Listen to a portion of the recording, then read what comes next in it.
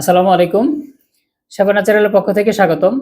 আমরা একটি ধারাবাহিক আলোচনা করতেছিলাম। যারা আমাদের পূর্বের ভিডিওগুলো দেখেন নাই তারা চাইলে আমাদের আগের ভিডিওগুলো দেখে আসতে পারেন। আমরা পূর্বে যে বিষয়গুলো আলোচনা করেছি যে এর মধ্যে অন্যতম ছিল যে একবারে বেশি পরিমাণ খেলে কি কি অসুবিধা হয় এগুলো নিয়ে আমরা আলোচনা করেছি।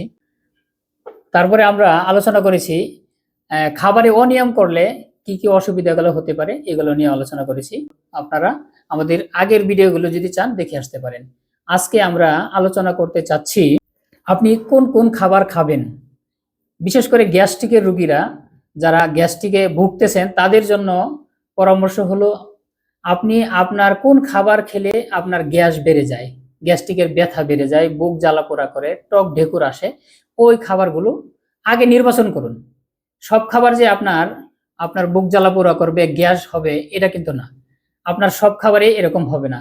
কারো কারো আছে বেশি ঝাল মশলা খেলে জ্বালাপোড়া করে, কারো কারো আছে টক খাবার খেলে জ্বালাপোড়া করে, আবার কারো কারো আছে ভাজা পোড়া খেলে জ্বালাপোড়া করে, আবার অনেক গ্যাস্ট্রিকের রোগী আছেন এগুলো খাবার কোনো না কোনোটা আবার সে খেতেও পারেন।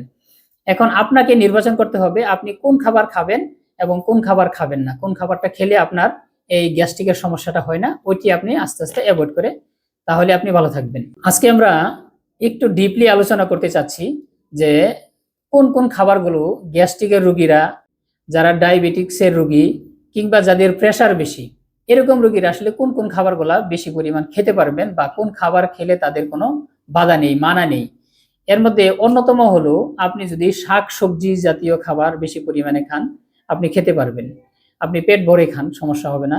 টক জাতীয় ফল, সব ফল কিন্তু না, টক জাতীয় ফল যেগুলো আছে এগুলো আপনি পেট ভরে খেতে পারবেন, বেশি পরিমাণ খেতে পারবেন। তাছাড়া আপনি কচু শাক বা এই মাটির নিচের যে সবজিগুলো আছে এগুলো যদি বেশি পরিমাণেও খান আপনার কোনো সমস্যা হবে না।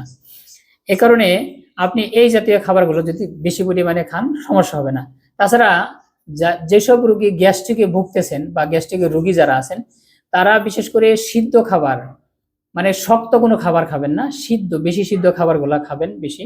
কলা খেতে পারেন, পেঁপে জাতীয় খাবার খেতে পারেন, পেঁপে পাকা পেঁপেও খেতে পারবেন, অথবা কাঁচা পেঁপেও যদি আপনি খেতে পারেন আপনি খেতে পারবেন, সমস্যা হবে না। আর সবজি জাতীয় খাবার যত বেশি খেতে পারেন খাবেন, সমস্যা হবে না।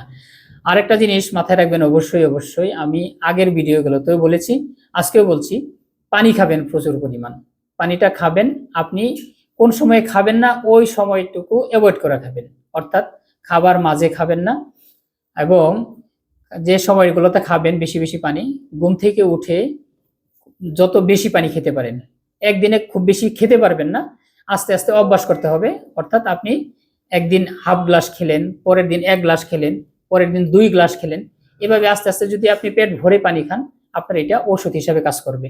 তাছাড়া আপনি খাবারের মাঝে পানি খাবেন না, খাবার গ্রহণের কমপক্ষে আধা ঘন্টা 1 ঘন্টা আগে পানি খাবেন এবং খাবার গ্রহণের 1 থেকে 1.5 ঘন্টা পরে আবার আপনি পেট ভরে পানি খেতে পারবেন। তাছাড়া ঘুমানোর 3 থেকে 4 ঘন্টা আগে খাবার খেতে পারলে সবচেয়ে ভালো। যেটা করবেন না, খাওয়ার পরে, বিশেষ করে রাতের খাবারের পরেই শুয়ে পড়বেন না, এই জিনিসটা অ্যাভয়েড করার চেষ্টা করবেন। ধন্যবাদ আমাদের পেজে থাকার জন্য।